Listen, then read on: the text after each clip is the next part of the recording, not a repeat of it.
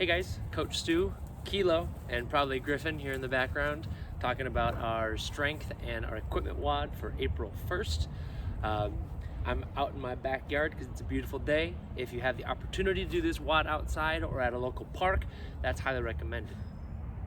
For our strength portion today, we're doing tempo deadlifts, 2 seconds on the descent, 1 second at the bottom, 1 second coming up, and a 3-second pause at the top. That 2 seconds down gives you an opportunity to make sure that you're sending those hips back first, that you are driving your knees out, and that we are keeping constant pressure on the floor. We're not just racing down to the bottom. We're actually staying under control through that entire range. Quick turnaround at the bottom, normal raise, and then 3 seconds at the top. That 3 seconds at the top is not something that's passive. We do want to make sure that we're staying tight through a midline and that you're not just allowing yourself to hunch over as you stand there. We want to make sure that we're standing at that full hip open, shoulders behind. That object will come up off the floor, straight up to that top position for your first rep. That's when we begin for our 2 seconds on the way down.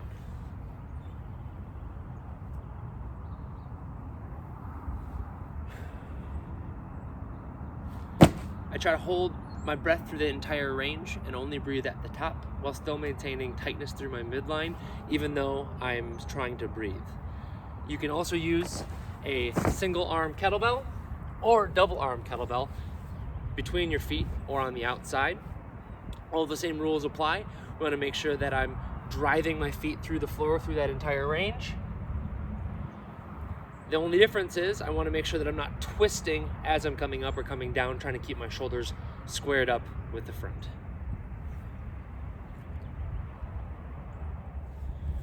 For the equipment portion of the Metcon today, we've got 4 rounds of 3 movements: box jumps, thrusters, and a plank.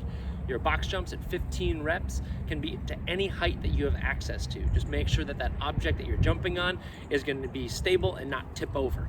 I've got a bench here, just kind of a handmade thing that's in my backyard. This is what I'm going to be jumping up onto.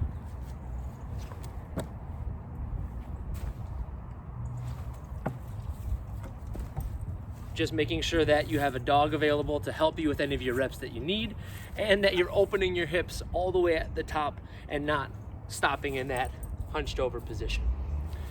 For our thrusters, any object that you have available, including the one that you did your squats with, I'm going to use my kettlebell because it's really easy to control. With 20 reps on these thrusters, I'm going to split it 10 and 10 left and right. With my thrusters, I want to make sure that I'm getting to that full depth at the bottom and that I'm not just passively standing, but I'm actually driving out of the bottom into that full upright position. My main focus here is to make sure that my torso isn't going to be pitched way forward. I want to be sitting upright with that elbow pointed forward as I drive out of the bottom. Every round concludes with 1 minute of plank. Dealer's choice: high plank, low plank, big side open plank, whatever you want to do. Just make sure that you have your clock near you so that you can time it appropriately and that you're not doing way more or way less. Because if you just do it in your own head, you're probably going to do less than an actual minute. Yeah, we got bubbles. I'm going to go blow some bubbles with my kid. Any questions? Shoot us an email, talk to your online coach, or find me on Instagram. Anyway, Daddy? Thanks.